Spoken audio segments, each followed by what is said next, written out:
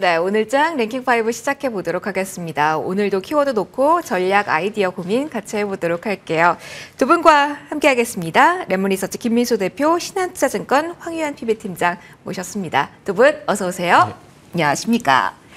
자, 오늘 지수에서 오늘도 얻을 수 있는 힌트는 많지 않은 하루지만 정책에 대한 모멘텀이 워낙 강하게 나오고 있는 오늘이라 중심적인 키워드에서 전략 고민을 오늘 강하게 해보도록 할게요. 자, 첫 번째 이야기 바로 열어봅니다. 인공지능 AI 여기서부터 저희 오늘 시작을 해보려고 합니다. 연속성 측면에서도 그렇고요. AI 수혜 영역에서 네이버 카카오, 이른바 네카오 쪽의 움직임도 나와서 궁금하실 것 같습니다. 연속성 궁금한 부분부터 먼저 확인을 해보도록 하죠. 김민수 대표님께 먼저 질문을 드려보겠습니다. 오늘 네이버가 그래도 강합니다. 어제에 이어서 음봉 전환이긴 하지만 26만 원 터치도 나왔고요. 더 강하게 카카오의 지금 시세도 진행이 되고 있죠. 정말 AI에 대한 수혜 영역에서 펀더멘털까지 개선될 것이다 라는 묵직한 기대로 오르는 건지 연속성을 기대할 수 있는 부분인지 궁금합니다. 두 종목 놓고 먼저 의견부터 들어보도록 할까요? 네, 어제 네이버가 강했었죠. 네. 강했던 이유는 우리 JP모건에서 네.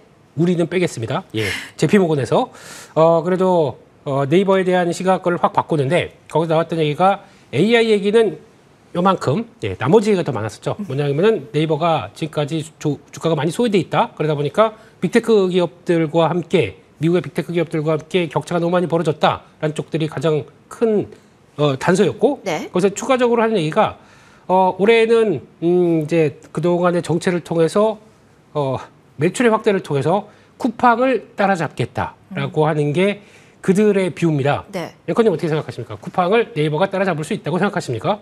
쇼핑 부분의 모멘텀으로만 본다면 앵커님 쓰시는 걸 보시면 돼요. 지금 쿠팡에서 쿠팡 많이 씁니다. 네, 그래서 거기는 제가 좀 의문이 들었어요. 아하. 그 JP모건의 얘기가 그게 아직은 직접 한국 와가지고 쿠팡을 안 써봐서 그런가라는 생각도 좀 들고, 근데 어차피 앞으로 그러면 AI를 통해서 이제 뭐 네이버 플러스 스토어인가 그쪽에서 또 성과를 내기 시작하게 되면 또 모르겠죠. 네. 그래서 매출의 성장세가 올해 내년부터 드라마틱하게 나올 것이다라는 쪽들이 이제 그쪽인데, 시장에서는 그걸 보는 것보다 일단 많이 소화됐었고 거기다가 AI 정책과 관련된 쪽들 여기다 무게를 좀 더 실으면서 움직인다고 봐야 될 것 같습니다. 그러다 보니까 이렇게 강한 모습들이고, 게다가 아마 월봉을 보시면 대충 느낌이 오실 거예요.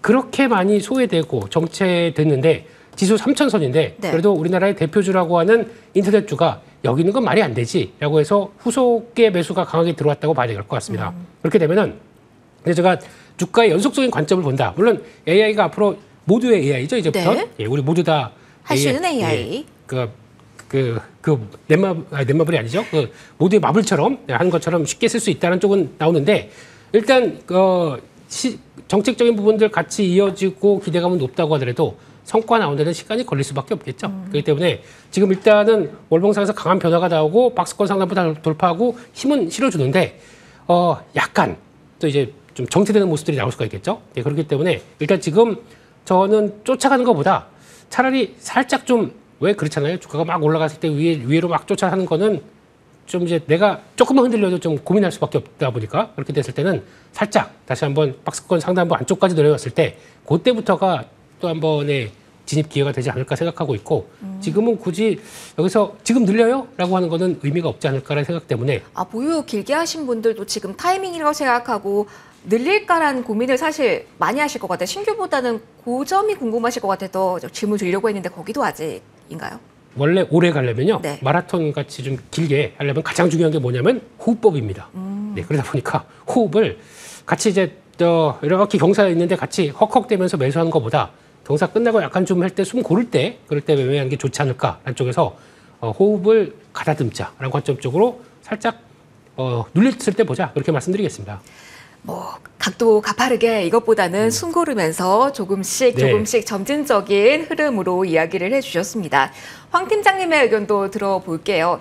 네이버, 카카오 둘 다 동일선상에 놓고 그 수혜를 기대할 수 있는지가 궁금하고요, 팀장님.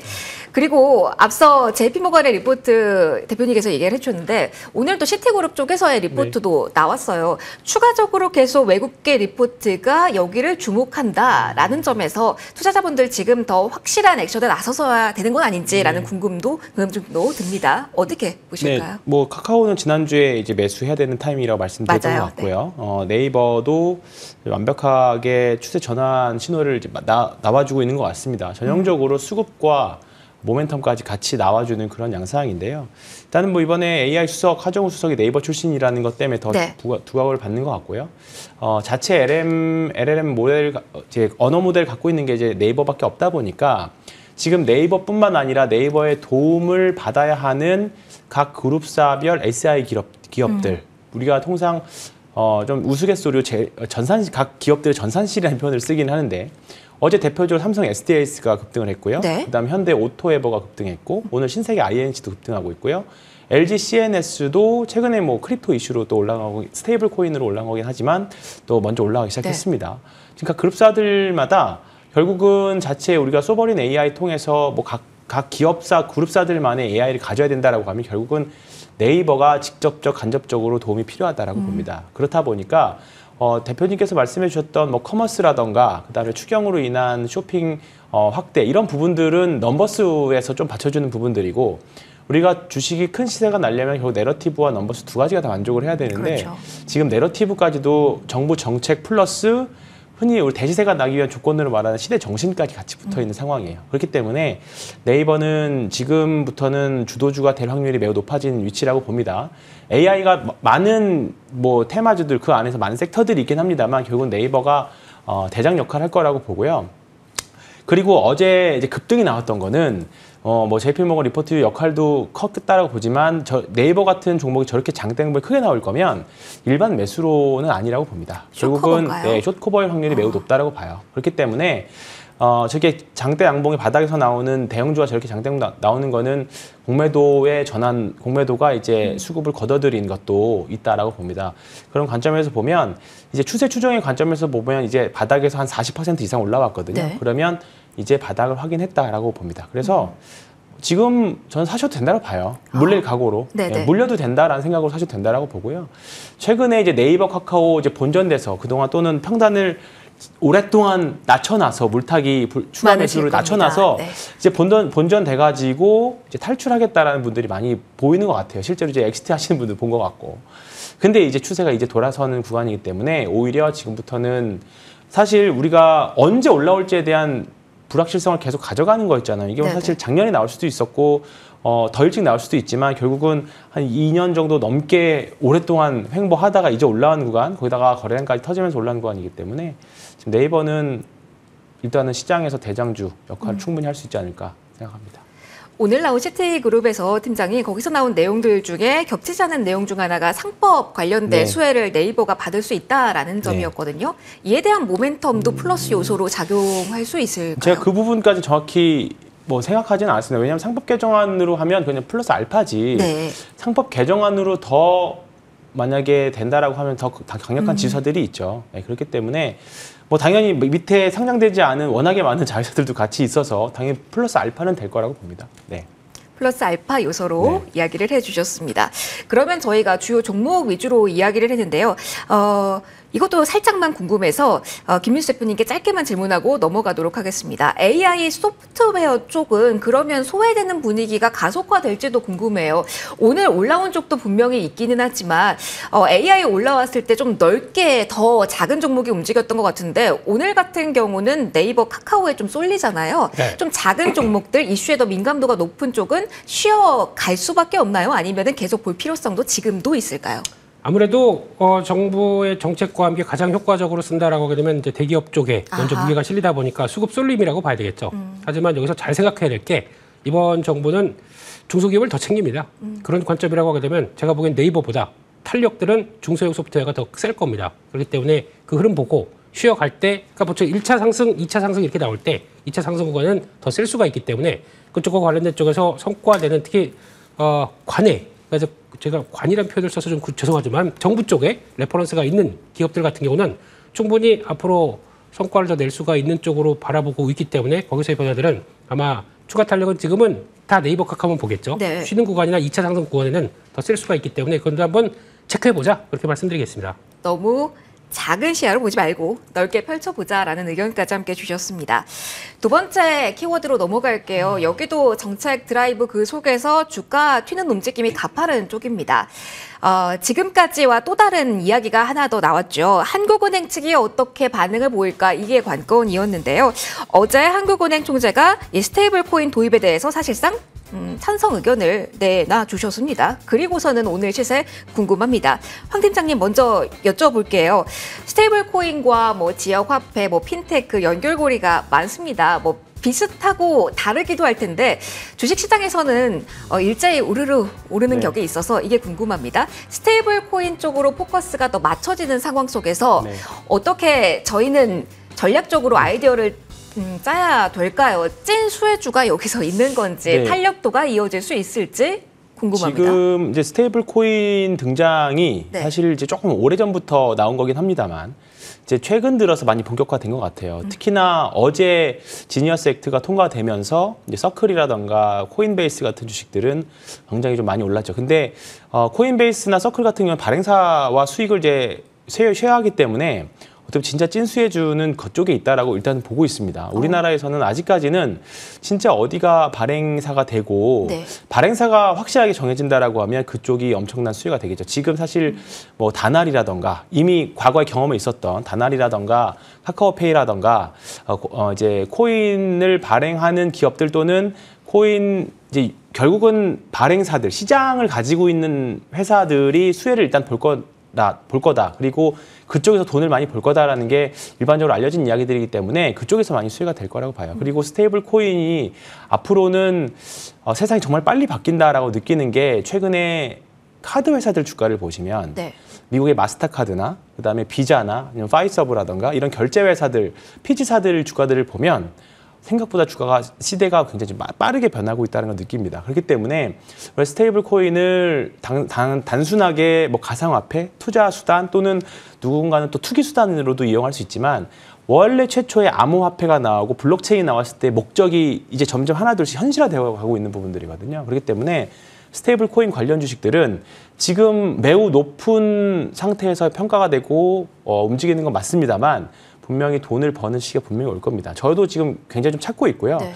다만 시장에서 가장 세게 보여주는 주식들 지금 대부분 다 급등해서 투자 경고나 투자 주의 이렇게 되어 있는 상태예요. 그런 종목들이 결국 찐수혜들이 될 확률이 높고 좀 길게 보신다면 사실 카카오페이나 네. 뭐 이런 회사들이 더 이제 LG CNS라던가 이런 쪽이 조금 더 이제 수혜주가 되겠죠. 다만 거기서 파생되는 종목들 각자 회사들이 맡고 있는 역할에 따라서 수혜주들이 많이 갈릴 거라고 봅니다. 그래서 스테이블 코인은 오늘뿐만 아니라 앞으로도 계속적으로 많이 말씀드릴 것 같고요.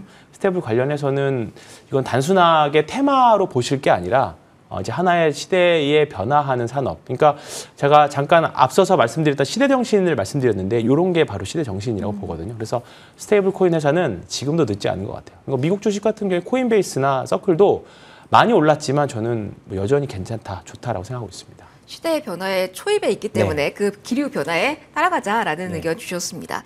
그러면은 스테이블 코인 중심의 의견을 들어봤고 지역 화폐 쪽에 조금 더 포커스를 맞춰서 이야기를 해보도록 하겠습니다. 김민수 대표님 사실 이 경계를 딱딱 두기는 애매하긴 합니다만 이슈 측면에서 추경 그리고 지역 화폐로 둔다면 앞서 우리가 이야기했던 스테이블 코인과 수혜 영역에서 급등하는 종목군이 좀 달라질까요? 여기서부터 좀 시작을 해보죠.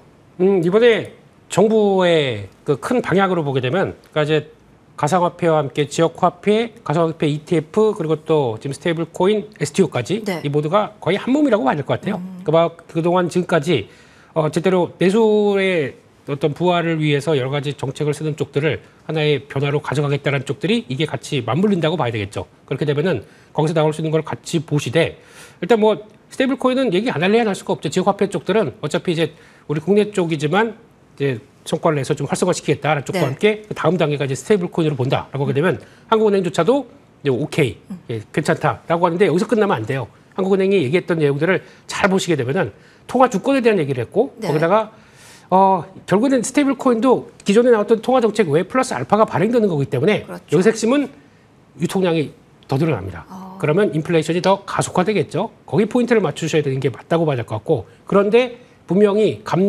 감독과 관리는 한국은행에서 해야 된다라는 게 주장이고 그러니까 용인은 하되 우리가 관리해야 된다. 왜냐하면 통화 정책이다 보니까 그런 쪽이죠. 그리고 민간기관이 아니라 여기서 이게 제일 중요합니다. 은행이 해야 된다라고 얘기를 했습니다.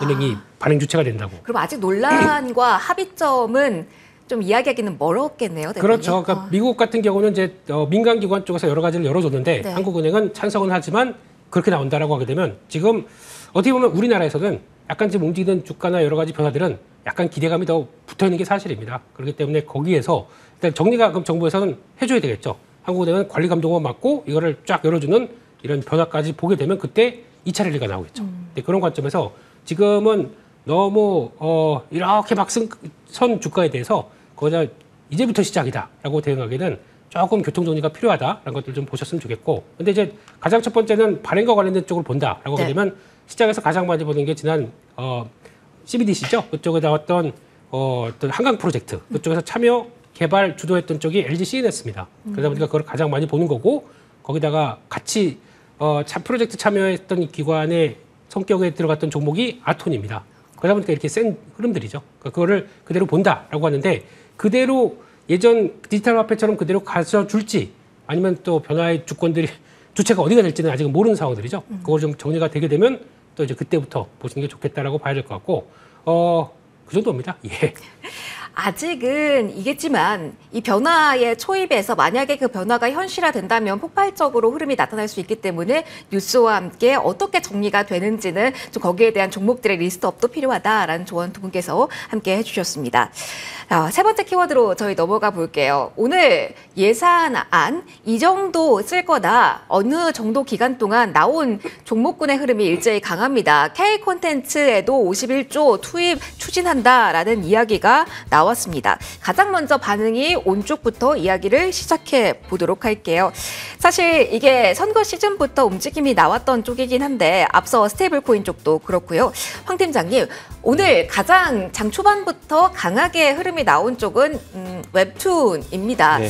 이쪽에 계속 탄력도를 기대를 해봐도 되나요? 아니면 조금 더 수혜 영역을 넓혀야 되는 건지 모르겠습니다. 미토는 다른 이슈도 있으니까 제외하고 네. 본다라고 생각을 하면 일단 미스터 블루의 흐름이 오늘 관건이 될지도 네. 일단 궁금합니다. 일단 지금 최근에 이런 중소형주들은 수급적으로 순환매가 굉장히 좀 빨리 돌고 네. 있습니다. 오늘 이제 재료가 나오다 보니까 이제 윗꼬리도 나오고 있고요. 오후 들어서 이제 전통적인 컨텐츠사들, 이제 네. 웹툰은 어떻게 보면 상당히 좀 가볍고 이제 시총이 작다 보니까 좀 뭉탱이 물량들이 나올 때마다 이제 변동이 좀 많이 심한 편입니다. 그리고 대신에 좀 큰 주식들 있죠. 스튜디오 드래곤이라던가 제가 방송에서도 한번 말씀드렸던 오늘 SBS라던가 뭐 그런 전통적인 컨텐츠 제작사들은 좀 굵직하게 좀 중후장대의 모습을 좀 보여주고 있습니다. 이 부분들은 한한령 해제 이슈와 맞물려서 그리고 K 컨텐츠와 맞물려서 이 문화와 관련된 종목들은 어떻게 보면 이제 제2의 전성기를 맞고 있다고 봐요. 어떻게 보면 2013년 그때보다도 한 단계 더 업그레이드된 이제 K 컨텐츠, K 컬처가 전 세계에 수출되는 거기 때문에 네. 뭐 다음 주에 오징어 게임도 개봉하고 그 다음에 여러 가지 이슈들 그리고 최근에 넷플릭스 개봉한 뭐 광장이라던가 웹툰을 기반으로 한 이제 드라마들, 영화들이 계속 효과적으로 성공을 하고 있기 때문에 이런 선순환 구조가 웹툰과 컨텐츠 제작사들이 계속 좀 맞물려서 돌아갈 거라고 봅니다. 그렇기 때문에 사실 종목이 굉장히 좀 많고 그 안에서 순환매도 굉장히 빠른 편입니다. 그래서 관련 ETF를 저는 하시는 게 가장 편할 것 같습니다. 네. ETF보다도 만약에 네. 웹툰이냐 순수 콘텐츠 업체냐 이 사이에 고민을 하시는 분이 계시다면 ETF를 주초로 가져가시고 네. 그 안에 편입되어 있는 종목들이 보이실 겁니다. 아하. 그러면 그 중에서 좀 밀려 있으면 좀 샀다가 또 급등한 팔고 이런 식의 바벨 전략도 저는 좋을 것 같습니다. 알겠습니다. 변동성이 큰 종목 네. 어떻게 대응해야 되는지도 이야기를 해주셨고요. K컬처 관련해서 김민소 대표님과도 이야기를 좀 해보도록 하죠. 컨텐츠를 이야기를 먼저 좀 시작해 보도록 하겠습니다. 오늘 웹툰도 웹툰이지만 스튜디오 미르가 개별적인 이슈가 나오면서 오늘 상한가 직행하는 모습이 나왔거든요. 금액은 뭐 아직 모르긴 합니다만 상한가가 풀리지 않고 있습니다. 다시 한번 컨텐츠가 고점을 만들어낼까? 앞서 황 팀장님께서 오징어 게임 시즌 3 이제 곧 공개된다라는 일정까지 이야기를 해주셨는데요. 워낙 오랫동안 쉬기도 했던 쪽이 전통 콘텐츠라서요. 탄력도가 강화될 수 있는 기반 요건은 지금 충분한지 한번 점검받고 싶습니다. 네, 일단은 오징어 게임 3는 솔직히 별 관심이 없습니다. 저는 너무 기다리고 있긴 한데. 그냥 그것만 기다리지 주가에 대해서는 벌써 한 번, 아니다. 두 번, 세 번째는 그렇게 크게 영향을 못 미칠 것 같다. 제 생각이고요. 그런 쪽에서 컨텐츠는 아마 그때도 그런 얘기 많이 드렸을 겁니다. 이게 한한령 해제나 이런 쪽으로 변화가 들어왔을 때 가장 파워력이 큰 거는 컨텐츠다. 라는 쪽으로 많이 말씀드렸는데 왜냐하면은 그 사이에 저희는 한한령 해제가 되는 사이에 계속 콘텐츠는 만들어놨지만 거기다 제대로 안 팔리다 보니까 그냥 에휴 뭐 흥행이 안 됐는데 뭐라고 하다 보니까 감가상각을 해놨죠. 그렇기 때문에 지금은 만약에 여기서 팔리기 시작한다. 중국으로 넘어가서 거기서 이제 거기 OTT로 팔리기 시작한다. 그러면은 이미 끝난 그 회계 처리가 다 끝난 상품이 나가서 거기서만 돈만 들어온다. 그러면 실적의 탄력도가 가장 크게 나오는 게 콘텐츠 쪽입니다. 네. 그러다 보니까 스튜디오 갖고 있는 회사들 같은 경우 또 아쉽게 컨텐츠리 중앙은 스튜디오 N인가에 그걸 매각한다고 하다 보니까 조금 좀 위축된 모습들은 있는데 그럼에도 불구하고 그런 쪽들은 오히려 수혜다라는 쪽에서 만약에 물론 엔터사 같은 경우는 중장기적으로는 계속 좋겠죠. 근데 하지만 무슨 얘기하실 거 있습니까? 궁금한 부분이 있어서요. 네. 그러면 엔터에 대해서 오늘 뭐 단독 보도긴 합니다만 중국에서 공연할 수 있는 그 이제 조건이 또 완화됐다라는 이야기가 나왔잖아요. 워낙 쭉 올라왔던 엔터이고 컨텐츠는 좀 아래쪽에 탄력적 쪽에서는 있었다고 한다면 지금 구간에서는 이 한한령 해제 키워드로 어디를 봐야 되는 건지 마침 딱 궁금하더라고요. 그게 독이 될 수도 있고 득이 될 수도 있죠. 그러니까 무슨 얘기냐면은 네. 5천 명 이하는 지방정부에서 알아서 해라라고 하게 되면 그 정도 규모는 풀어줬기 때문에 이제 큐는 늘어나는데 솔직히 돈이 되는 쪽은 대규모 아래다급 공연입니다. 그렇기 때문에 그거는 우리가 관여한다라고 하게 되면 솔직히 저희가 이름 있는 그 아는 다 아는 이제 BTS부터 블랙핑크까지 이런 큰 IP 이런 표현을 써서 죄송합니다만 이런 대형 빅스타들이 아티스트, 네. 빅스타들이 가서 거기서 공연하는 게 훨씬 더 많이 벌어오지. 그걸 많이 좀 작은 규모로 들어가는 건 그들이 작은 규모로 할 것 같습니까? 안 하죠. 그렇기 때문에 이거는 잘 생각해 보게 되면 그래서 아마 오늘 엔터사들이 강하게 못 가는 이유 중에 하나가 그런 쪽이다라고 봐야 될 것 같고요. 그렇게 흐름을 보게 되면 지금은 일단은 이제 열어주기 시작한다는 건 뉘앙스가 계속 나오고 있기 때문에 기대감은 계속 생존하고 있기 때문에 갖고 있었던 엔터주들은 그냥 보유 가능한데 전 개인적으로 그런 쪽에 콘텐츠 쪽을 더 봐야 될 것 같고 또 종목 중에 특이한 거는 대원미디어웨어라고 있거든요. 네. 이 회사 같은 경우는 특히 이제 닌텐도 2 공급하다 보니까 지금은 물량에 따라서 못 나옵니다. 근데 그거 공급하기 시작하게 되면 실적 좋아지겠죠. 게다가 이 회사의 가장 큰 특징은 KBO. 요즘 야구 인기 엄청나지 않습니까? 네네. 야구 카드를 또 줍니까? 그거 또 유통하기 시작합니다. 그러면은 또 기대감이 높아지겠죠. 그런 쪽도 한번 보셨으면 좋겠습니다. 좀 여기에 대해서도 다양한 아이디어 탐색이 필요한 것 같습니다. 한한령 해제에 대한 이야기까지 나왔는데요. 그 이야기 조금 더 끌고 가볼게요. 조금 더 가까이 가보면 여행, 카지노 키워드가 나오겠죠. 여기서는 어느 정도의 점프업을 지금 구간에서 또 기약할 수 있을까요? 카지노 이야기로 좀 시행을 해보도록 하겠습니다. 황 팀장님, 앞서 사드 그 이전의 수준까지 더 이상일지도 모른다라는 이야기를 해주셨습니다. 중국인 단체 관광객 무비자 시행이 된다라고 한다면 더욱더 기대할 만한 쪽은 어디일까요? 사실 오늘 신고가 영역에서 흐름이 나오는 건 카지노긴 한데요. 추가적으로 여기를 봐야 하는 건지 아니면 펼쳐야 될지 이야기해 주신다면요. 아닙니다. 지금 신고가 대장주에 집중하시는 게 맞는 것 같아요. 롯데관광개발 같은 경우에는 좀 이제 공부하신 분들은 아시겠지만 많은 전환사채의 우려에도 불구하고 주가는 확실히 이제 제주도에 저는 최근에 가보진 않았습니다만 다녀오신 분들 이야기를 많이 들으면 이제 중국 힘밖에 없다라는 말까지도 듣고 있습니다. 결국은 롯데관광개발이 제주도 관광객들을 노리고 만든 회사예요. 그렇다 보니까 시장에서는 확실하게 좀 화답을 하고 있는 상황입니다. 더군다나 롯데관광개발은 카지노 쪽에 더 많이 특화가 되어 있어서 지금 뭐 파라다이스도 좋긴 합니다만 지금 두 회사가 계속 카지노 쪽에서는 신고가를 내고 있는 상황입니다. 일단은 지금 관광객들 수요 계속 말씀드렸지만 뭐 올해 가장 많은 관광객들이 우리나라에 입국하고 있어요. 그러면 결국은 쇼핑하면서 나오는 화장품과 그다음에 피부 미용 그리고 가장 돈 많이 쓰는 카지노가 되겠죠. 네. 그렇다 보니까 지금 이쪽 업종들이 시장에서는 가장 좋을 건데 실적 발표를 8월 달에 하잖아요. 대부분 8월 7 말에서 8월 초에 할 건데 아마 그때까지는 굳이 대외적인 외교적인 또는 매크로 이슈, 그러니까 더군다나 지금 새 정부 초기이기 때문에 외교 이슈가 발생할 확률이 좀 적을 것 같고 매크로 이슈만 정말 시장 자체를 흔드는 매크로 이슈만 발생하지 않는다면 지금 추세는 조금 더 이어질 수 있을 거라고 봅니다. 다만 이제 좀 너무 과하게 올랐다라면 좀 조정이 나올 수도 있기는 한데 반대로 보유자 입장에서는 팔 이유도 사실 별로 없을 것 같아요. 일정 부분 좀 어느 정도 올라서 사기 실현 욕구가 높은 상황이긴 합니다만 계속 지금 엔터 쪽이나 미디어, 그다음에 지금 추세 강한 쪽을 가지고 계시는 분들은 대부분 다 2분기 실적까지는 확인해 보려고 할 겁니다. 네. 그렇기 때문에 지금은 가장 강한 추세 쪽이라면 지금 일단은 들고 가시는 게 낫지 않을까 생각합니다.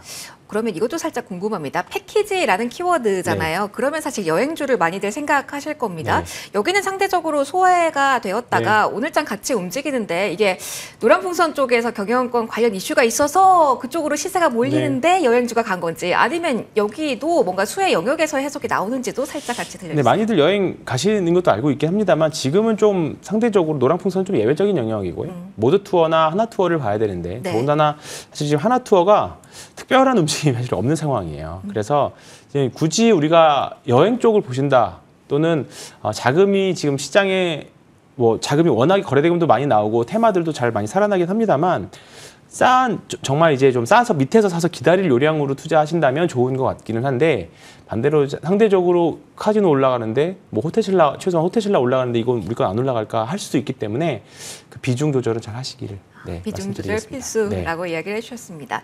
호텔신라 이야기를 해주셔서요. 면세 조금 더 포커스를 맞춰볼까 합니다. 김민수 대표님께 면세 관련 질문을 좀 드릴게요. 면세만 가지고 있는 쪽, 그러니까 외국인 관광객 비율이 높은 쪽도 있고 국내 마트, 백화점 갖고 있는 쪽도 있어서 약간 조금 혼재된 부분이 있긴 한데 면세만 놓고 본다면 어떻습니까?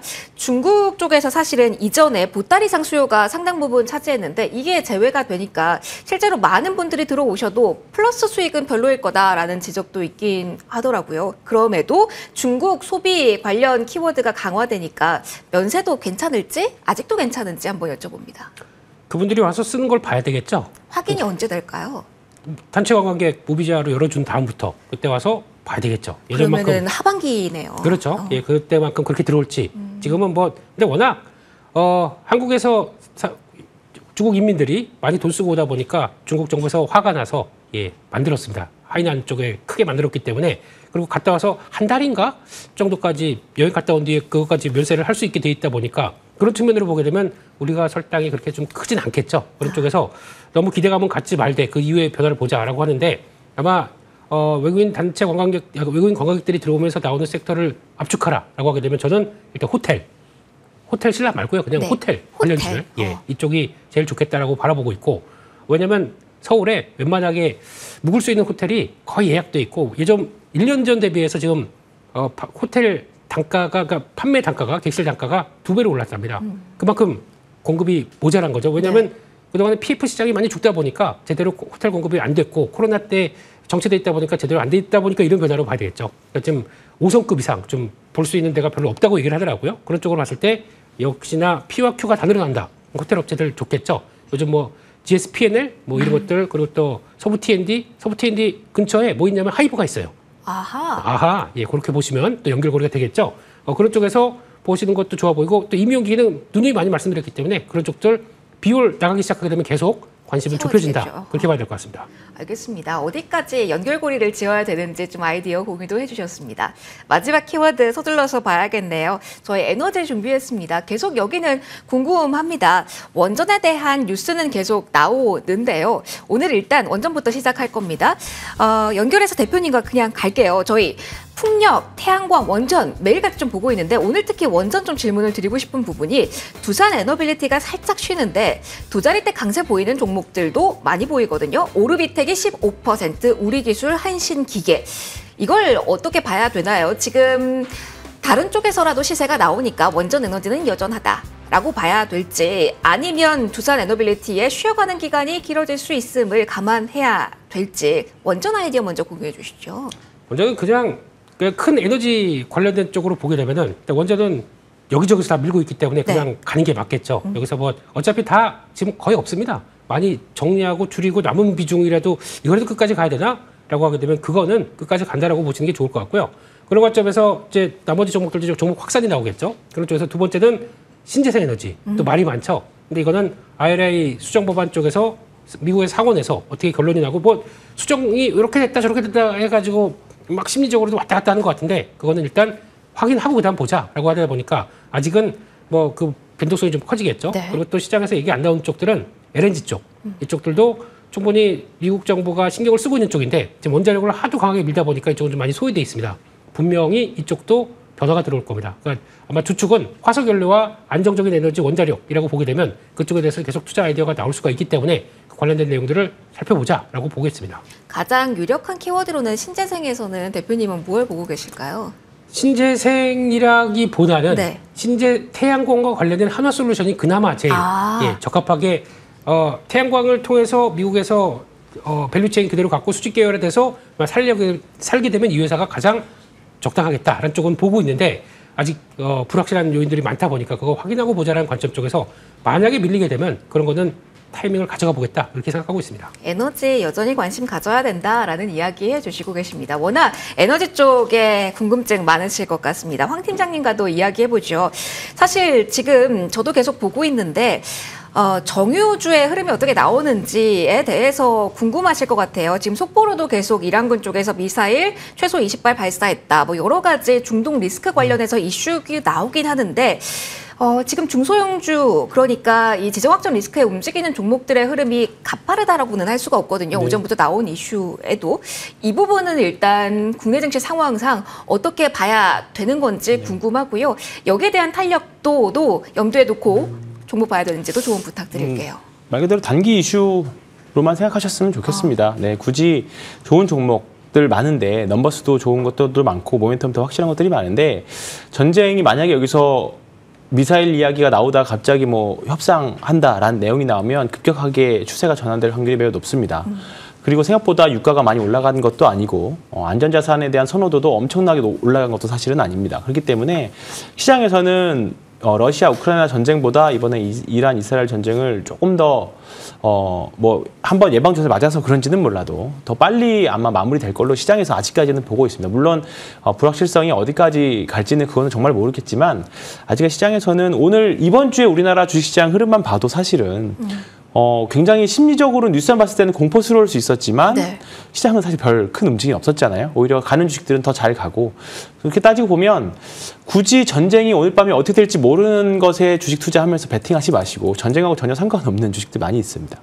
뭐 대표적으로 미디어 엔터들이 그런 주식들이니까 그쪽 관련 주식 보시고 잘 보시면 좋을 것 같습니다. 그러면은 같이 움직였을 때 저희가 에너지로 묶이고 했던 원전부터 태양광 풍력에 네. 대해서는 사실 종목별로 흐름이 워낙 매일매일 다르게 나타나잖아요. 큰 틀에서는 어떠한 전략으로 대응하는 게 좋다라고 지금은 생각하실까요? 원자력만 보시는 게 원전만 여전히요? 가장 보시는 게 좋을 것 같습니다. 아직은 그러면은 흐름 끊기지 않았다라고 보고 원전까지만 맞습니다. 볼까요? 아니면은 전력 기기까지? 전력기기는 당연히 보셔야 되는 내용이에요. 이게 전력기기는 뭐 에너지 수급 문제, 전쟁으로 인해서 만약에 한다라고 하면 전력기기 문제 또 나올 거고요. 지금 계속 어차피 유럽하고 중동에서의 대규모 변압기 수주들은 또 예상되어 있기 때문에 양쪽에서 다 이해를 맞을 수 있고 그다음에 뭐 AI와 관련돼서 전력 수요 부족은 계속적으로 앞으로 당분간 계속 나올 이야기입니다. 그래서 에너지 고속도로도 봐도 되죠? 맞습니다. 네.